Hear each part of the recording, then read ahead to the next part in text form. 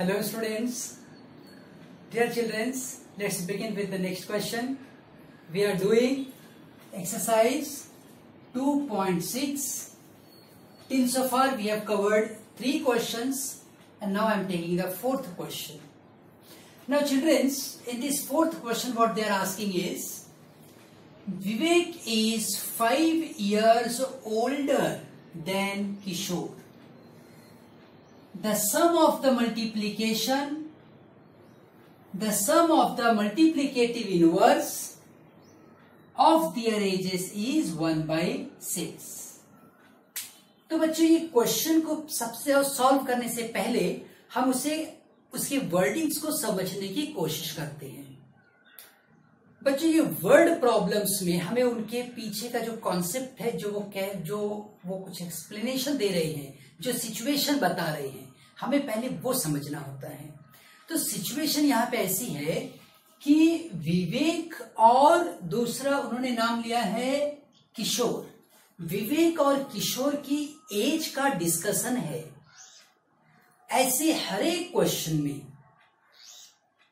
एक पर्सन की एज को दूसरे पर्सन की एज के हिसाब से बताया जाएगा।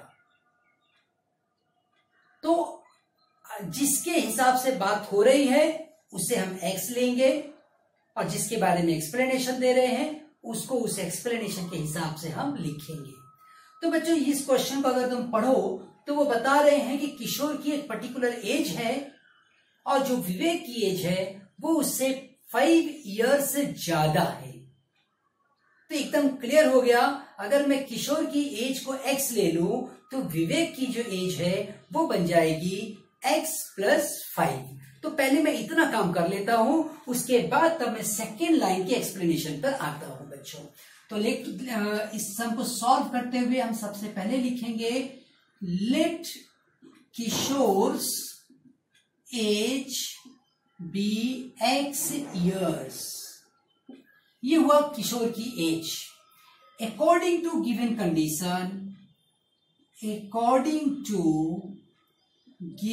Condition Vivek's age equals to x + 5। अब ये कंडीशन ऐसी थी बच्चों कि किशोर की जो एज है वो अगर x हो गई तो जो विवेक की एज है वो क्या हो गई x + 5। ये हमने फर्स्ट लाइन से ये इंफॉर्मेशन हमें मिल गई। विवेक इज 5 ईयर ओल्डर देन किशोर। अगर किशोर x ईयर का है तो विवेक जो है वो x + 5 ईयर्स का हो जाएगा। अब इसके बाद बच्चों हम लिखेंगे, यहां पर देखो सिचुएशन दे रहे हैं कि the sum of the multiplicative inverse. एक खास वर्ड मेरे सामने आ रहा है, दैट इज मल्टीप्लिकेटिव इनवर्स। अब मल्टीप्लिकेटिव इनवर्स का मतलब ये होता है बच्चों, अगर कोई नंबर मान लो मैं 5 लेता हूं तो इसका मल्टीप्लिकेटिव इनवर्स जो होगा वो 1/5 हो जाएगा। अगर मैंने 7 लिया तो 1/7 होगा। ये दोनों नंबर एक दूसरे के क्या है, मल्टीप्लिकेटिव इनवर्स। तो अब देखो यहां पर वो क्या कह रहे हैं, the sum of the multiplicative inverse of their ages. मतलब अगर किशोर की एज x है तो उसका मल्टीप्लिकेटिव इनवर्स हुआ 1/x। उसी तरह से बच्चों विवेक की जो एज है वो x + 5 है तो उसका मल्टीप्लिकेटिव इनवर्स आया 1/x + 5। अब इन दोनों को वो सम करने के लिए बोल रहे हैं। सम करना है मतलब प्लस करना है, तब जाके तुम्हें आंसर मिलेगा 1/6। ये है इस गिवन कंडीशन के हिसाब से, इसलिए लिख देते हैं एज पर गिवन कंडीशन। हमें जो कंडीशन दी गई है उसके हिसाब से हमने ये इक्वेशन बना लिया। अब बच्चों इसे सॉल्व कैसे करेंगे? जब इसे क्रॉस मल्टीप्लाई करोगे तो ये बनेगा x+5, ये यहां पर आएगा x, और ये दोनों आपस में मल्टीप्लाई होके बन जाएंगे x into x+5 which is 1/6। तो ये यहां पर बच्चों कुछ इस तरीके से चल रहा है,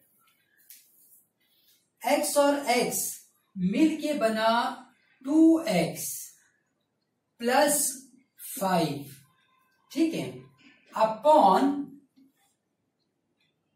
x into x+5 equals to 1/6। अब बच्चों मैं क्रॉस मल्टीप्लाई करूंगा तो ये हो जाएगा 6 into 2x+5 equals to x into x+5। ये देखो मैंने कैसे मल्टीप्लाई किया, ये जो 6 है उसको यहां पे ले लिया, ये जो नंबर है इसको यहां पे ले लिया। अब इसको 6 से मल्टीप्लाई करके देखो तो ये बन गया 12x, ये हो गया 30, इसका यहां मल्टीप्लाई कर दो x², इसको यहां मल्टीप्लाई कर दो 5x। तो ये इस तरह से बच्चों हमने सॉल्व किया इसको अभी तक। अब x² टर्म एक तरफ ले लो, ये बनेगा x², 12x ऑलरेडी है यहाँ पे, 5x भी वहीं पे ले लेता हूं मैं, और ये 30। तो मैंने x² को जब इस तरफ लिया तो वो माइनस बना, 12x ऑलरेडी यहाँ पे था, 5x इस तरफ आया -5x बना, और ये +30 यहीं पे था। जो टर्म बच्चों जहां पे रहेगा अगर वो अपनी जगह बदल रहा है तब वो माइनस बनेगा। इसी पॉइंट को मैं एक बार और तुम्हें एक्सप्लेन कर रहा हूं। x² यहां पर आया माइनस बना, 5x यहां पर आया -5 बना। जो टर्म यहां पे ऑलरेडी थे वो प्लस का प्लस माइनस का माइनस, मतलब जैसे थे वैसे ही रहेंगे। अब बच्चों हम यहां पे लिख रहे हैं -x², 12x और 5x ये सॉल्व करोगे तो 7x आएगा। Now it has become 30। अब एक बात और ध्यान देना बच्चों, हम इनकी साइन को चेंज कर देंगे। हम पहले टर्म को पॉजिटिव रखते हैं, तो मैं इसे पॉजिटिव रखूंगा, तो यहां पे मैं लिख देता हूं चेंज द साइन, साइन ये चेंज करो। तो ये बन गया x² -7x -30 equals to 0। Change the sign करते वक्त बच्चों हमें हर एक टर्म की साइन चेंज कर देनी है। हर एक टर्म की साइन हमें क्या करनी है बोलो, चेंज कर देनी है। हर एक टर्म की साइन चेंज करनी पड़ती है। फिर माइनस का प्लस बन गया, प्लस था माइनस हो गया, ये प्लस था माइनस हो गया। अब इस क्वेश्चन को हम सॉल्व करेंगे फैक्टराइजेशन मेथड से। तुम्हें ऐसे टर्म्स नंबर्स को ढूंढना है जिसको मल्टीप्लाई करने पे -30x² आ जाए और उसको कंबाइन करने पे 7x आ जाए। ऐसे numbers 10 and 3, -10 and 3, 10x and 3x जब हम एक साथ कंबाइन करेंगे तो -7 बनेगा, और मल्टीप्लाई करेंगे तो ये क्या बन जाएगा -30x²। अब इस तरह से बच्चों हम यहां पर आगे बढ़ेंगे। x² माइनस इसको हम लिखेंगे 10x + 3x -30 इक्वल्स टू 0। इस x को बच्चों तुम कॉमन ले लो, x -10, फिर इस 3 को कॉमन ले लो, x -10, और ये हुआ x -10 and x + 3 equals to 0। हमें पता है दो नंबर्स का मल्टीप्लीकेशन अगर 0 आ रहा है तो x -2 इक्वल्स टू 0 और x + 3 equals to 0। x is going to be 10, x is going to be -3। But बच्चों एज किसी की भी निगेटिव नहीं होगी, तो हम यहां पर इस पॉइंट को मेंशन करेंगे, but age can not be negative, so x equals to -3 is rejected. So age of this Kishore is 10 years। और उसके बाद बच्चों हम लोग लिखेंगे age of Vivek is, Vivek की जो एज है वो 10 + 5 दैट इज 15 years। तो ये हमारा आंसर आ गया बच्चों, एज ऑफ किशोर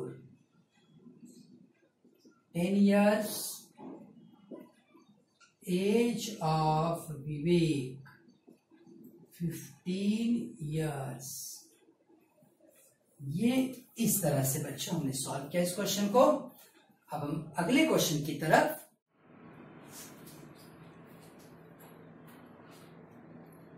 बच्चों in the 5th question they have given you a situation.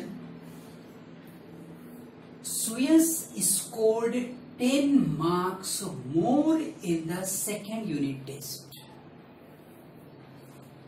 एक ही पर्सन है, कोई स्टूडेंट है, और उस स्टूडेंट ने अपने सेकेंड यूनिट टेस्ट में जो मार्क्स बच्चे स्कोर किया है वो इसके पहले वाले एग्जाम से 10 मार्क्स ज्यादा है।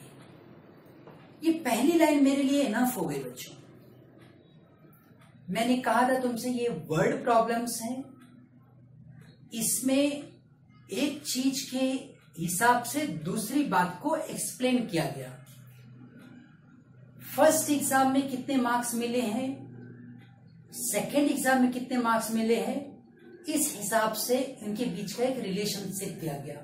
क्या रिलेशनशिप दिया है देखो, Suyas scored 10 marks more in the second unit test than that in the first unit test। मतलब ये हुआ फर्स्ट यूनिट टेस्ट में चाहे जो मार्क्स मिले हैं, सेकेंड यूनिट टेस्ट में उससे 10 मार्क्स ज्यादा मिले। तो हमें यहां पे कैच ये करना था बच्चों कि किसके हिसाब से किस चीज को एक्सप्लेन किया गया है। फर्स्ट टर्म के मार्क्स को अगर मैं x ले लूं तो सेकेंड टर्म का मार्क्स हो जाएगा x + 10। तो ये रोल है फर्स्ट लाइन का।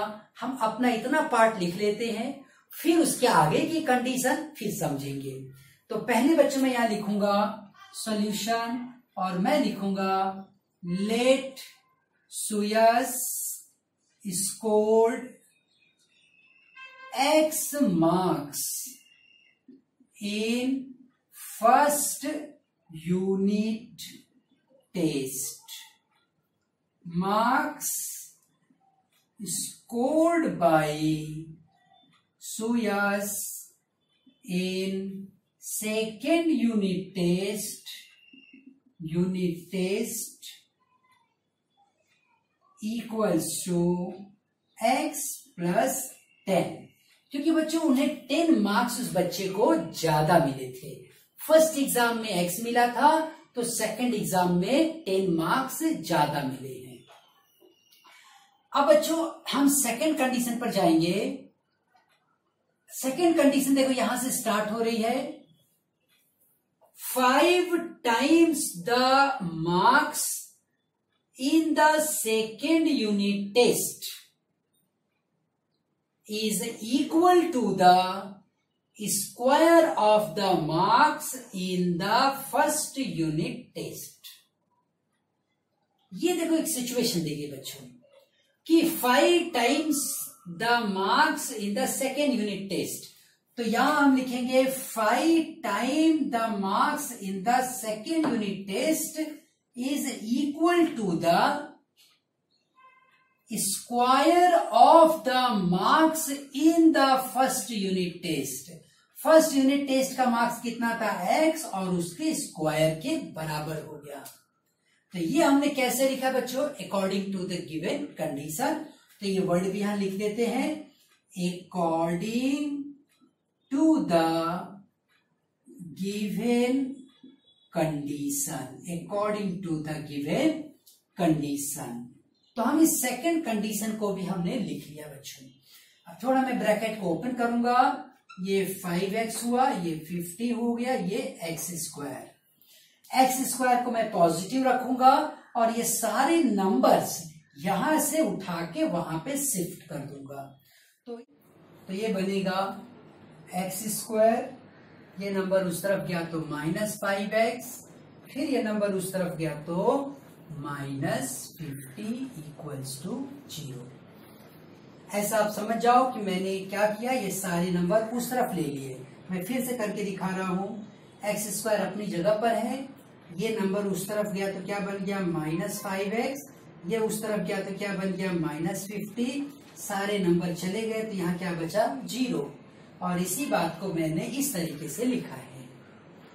तो अब हम बच्चों ऐसे दो नंबर ढूंढेंगे जिसको मल्टीप्लाई करने पे -50x² आ जाएगा और कंबाइन करने पे मिलेगा 5x। तो ऐसा नंबर बच्चों हो जाएगा -10x और 5x। ठीक, अब ये दो नंबर्स जब आप कंबाइन कर लोगे तो -5x बनेगा और मल्टीप्लाई करोगे बच्चों तो ये बन जाएगा 50x, -50x²। अब बच्चों यहां पर हम सॉल्व करेंगे, x² था -10x + 5x -50 इक्वल्स टू 0। तो ये नंबर्स हमने इस तरह से लिखे हैं, यहां से x कॉमन ले लो, x -10 हुआ, फिर 5 कॉमन ले लो, x -10 हुआ। अब बच्चों x -10 एंड x + 5 है मेरे पास, मैं यहां लिखूंगा x इक्वल्स टू 10 और मैं ऐसे सॉल्व करता हूं बच्चों, x -10 equals to 0, so x equals to 10 और x + 5 equals to 0, x equals to -5। अब बच्चों ये इस एग्जाम में जनरली तुमने देखा होगा मार्क्स 0 दिए जा सकते हैं, लेकिन जनरल ये यूनिट टेस्ट वगैरह में माइनस में मार्क्स नहीं मिलते हैं। कुछ कंपटीशन एग्जाम्स होते हैं वहां पे जरूर माइनस में मार्क्स दिए जाते हैं, लेकिन वो ऐसा कुछ यहाँ पे मेंशन नहीं किया गया है कि वो कोई कंपटीशन एग्जाम था, नीट का एग्जाम था, जेईई का एग्जाम था, ऐसा कुछ नहीं था। ये सिंपल सा यूनिट टेस्ट था और तुम सब जानते हो कि तुम्हारे स्कूल के यूनिट टेस्ट में कोई भी सब्जेक्ट में ज्यादा से ज्यादा क्या देंगे, 0 देंगे, लेकिन माइनस में तो नहीं करेंगे। इसका मतलब ये है कि ये जो माइनस वाला नंबर है वो हम रिजेक्ट करेंगे। तो यहां लिख देते हैं, but marks in the unit test in the test can not be negative, so x equals to -5 is rejected. So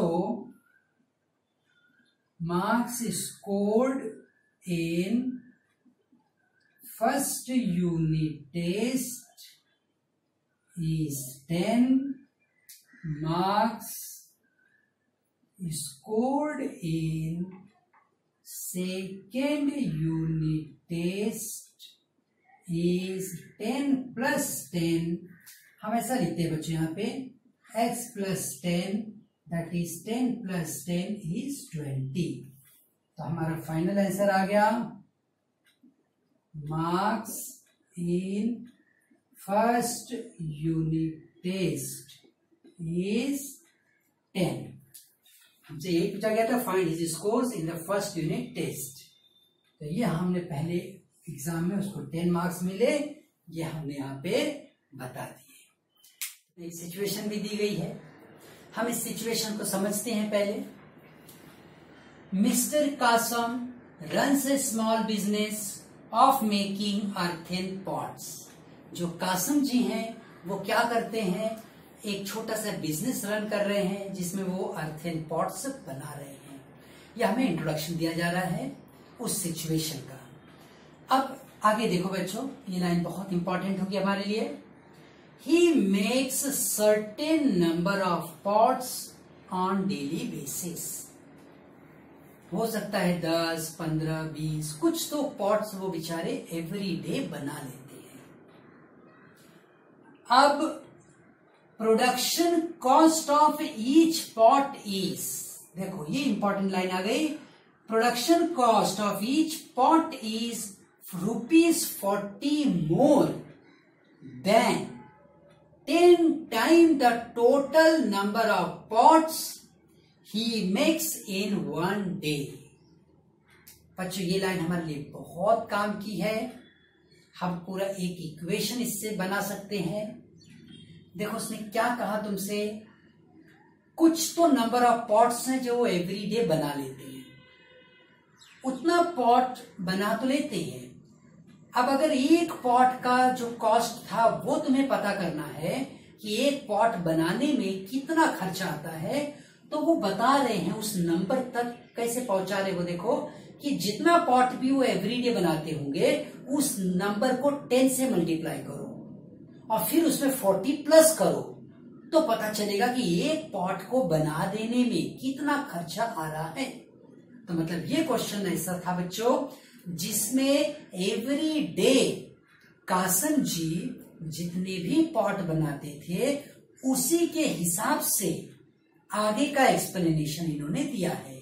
तो हम सबसे पहले इसमें x डिसाइड कर लेते हैं कि let x number of the pot, यहां लिख लेते हैं बच्चों, let mister Kasam makes x number of pots every day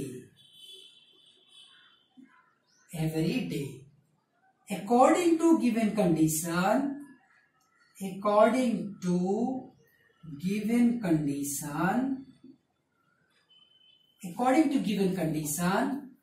production cost of one pot is, क्या होगा वन पॉट का प्रोडक्शन कॉस्ट। देखो बच्चों कह रहे हैं कि जितना भी पॉट है, देखो यहां पे लिखे हैं production cost of each pot मतलब एक पॉट का, is ₹40 more than 10 time the total number of pot. जितने भी पॉट बन रहे हैं उसका तुम 10 टाइम करो और उसमें प्लस 40 करो, तो इतना रुपीस आया ये कॉस्ट एक पॉट बनाने का। ठीक है, इस सिचुएशन को जरा एक बार समझो। अगर ये मान लेते हैं कि मिस्टर कासम एक्स पॉट बना लेते एक दिन में,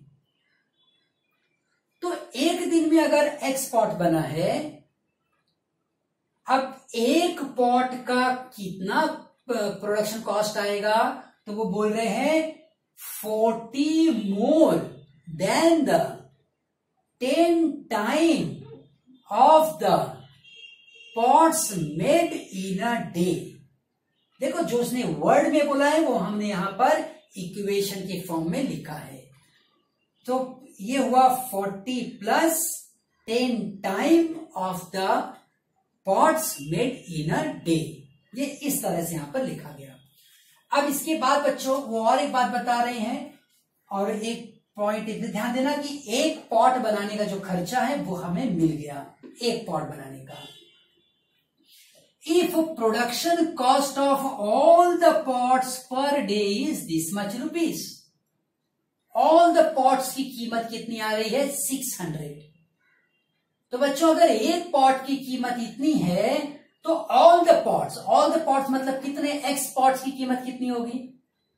हमारे लिए बहुत आसान है, कॉस्ट ऑफ, हम लिखते हैं production cost of all the pots is, कितना हो जाएगा बच्चों production cost of all the pots. एक पॉट का कीमत कितना है, देखो 10x प्लस 40, ये एक पॉट की कीमत है। अगर एक पॉट का इतना कीमत है तो x पॉट के लिए इंटू एक्स कर दो, इंटू कर लो, और ये कितना प्राइस आ रहा है 600 रुपीज आ रहा है। बहुत आसान है, एक पॉट की इतनी कीमत है, एक दिन में कासिम एक्स पॉट बना रहे हैं मल्टीप्लाई करेंगे तो ये एक दिन के ये सारे पॉट के प्राइस मिल जाएगा, और ये 600 हमें दिया है इन्होंने। देखो, if production cost of all the pots per day is 600, every day 600, ये उनका कॉस्ट आ रहा है, टोटल कॉस्ट। तो एक पॉट का अगर ये कीमत था, इतने सारे पॉट बन रहे थे, मल्टीप्लाई करोगे तो टोटल कॉस्ट मालूम पड़ेगा। एकदम सिंपल सा लॉजिक है। एक पेन का अगर इतना प्राइस है तो 5 पेन का, 10 पेन का कितना प्राइस होगा, हम मल्टीप्लाई करके पता करते हैं। वही काम यहां पे कर रहे हैं बच्चों। एक पॉट का प्रोडक्शन कॉस्ट इतना है तो एक्स का कितना होगा, मल्टीप्लाई किया, और वो खुद ही बोल रहे हैं कि भाई एक दिन में जितने भी पॉट बनाते हैं सारे पॉट की कीमत 600 रुपीज होती है। तो अब बच्चों यहां से हम आगे बढ़ेंगे, अभी इस इक्वेशन को सॉल्व करेंगे। एक्स का जब मल्टीप्लाई करोगे तो ये बन जाएगा 10x² plus 40x equals to 600। अब बच्चों 600 में इस तरफ ले लेगा, 10x² plus 40x minus 600 equals to 0। यहां लिखते हैं डिवाइड बाई 10, क्योंकि सारे नंबर 10 से डिविजिबल हैं, तो ये बनेगा x² plus 4 minus 4x minus 60 equals to 0। ये 10 से डिवाइड किया तो हमें मिला। अब हमें ऐसे नंबर को ढूंढना है मल्टीप्लाई करने पे माइनस 60x² मिले और कंबाइन करने पे कितना मिलना चाहिए, पॉजिटिव 4x। तो बहुत आसान है बच्चों, वो number 10x and minus 4x। इस क्वेश्चन में नंबर ये बड़े आसान से दिए जाते हैं। तो अब हम यहां लिखेंगे x² plus 10x minus of, यहां पे 60 था इसलिए मैं 6 लिखूंगा, तो minus 6x minus 60 equals to 0। इनको जब मैं सॉल्व करूंगा तो ये क्या बनेगा, 4x, x कॉमन ले लो, x प्लस 10 माइनस 6 कॉमन ले लो, x प्लस 10। ये एक मिस्टेक होती है जो कॉमनली बच्चे करते हैं, ज्यादातर बच्चों की मिस्टेक हो जाती है। देखो, जब तुम कॉमन ले रहे हो, माइनस जब तुमने कॉमन लिया, क्या कॉमन लिया, माइनस। अभी मैंने अभी एग्जाम जो आपने इसके पहले संडे का लिखा था, उसमें भी कुछ बच्चों का पेपर चेक करते हुए मैंने इस पॉइंट को देखा, और मैंने कहा था कि मैं अगले वीडियो में इसको आपको बना के भेजूंगा।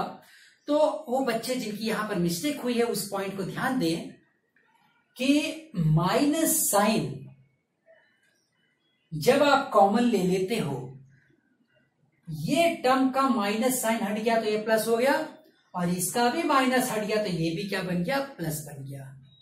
यही मिस्टेक्स कई बच्चों ने अपने एग्जाम क्वेश्चन में की थी। तो अब देखो बच्चों, ये x प्लस 10 हो जाएगा, ये x माइनस 6 हो जाएगा। अभी x प्लस 10 अगर 0 हुआ या x माइनस 6 0 हुआ तो x की वैल्यू माइनस 10 और x की वैल्यू 6। तो अब जरा तुम खुद सोचो कि कोई भी इंसान दिन भर में भाई 1 पॉट बनाएगा, 2 पॉट बनाएगा, नहीं बनाएगा, लेकिन माइनस में तो नहीं बना सकता है ना। तो इसलिए हम यहां पर मेंशन करेंगे, but number of pots can not be negative, number of pots can not be negative, so x equals to minus 10 is rejected. इसे हमने रिजेक्ट कर दिया। अब आगे देखो बच्चों, वो क्या कह रहे थे हमें, find the production cost of 1 pot and number of pots he makes per day. तो पर डे कितना पॉट बनाते थे वो तो हमें पता चल चुका है। अब हमें ये पता करना था कि भाई प्रोडक्शन कॉस्ट जो है वो 1 पॉट का कितना रहेगा। तो प्रोडक्शन कॉस्ट ऑफ 1 पॉट ये यहां पे दिया जा रहा है, हम लिख देते हैं, so production cost of 1 pot is 10x plus 40, मतलब ये हुआ 10 इंटू 6 प्लस 40, 60 प्लस 40 मतलब 100 रुपीज। हम अपना फाइनल आंसर लिखेंगे बच्चों, number of pots per day, कितना हुआ per day 6। Production cost of one pot is 100 rupees. और इस तरीके से अपने आंसर को आप एक ब्रैकेट में कर लोगे।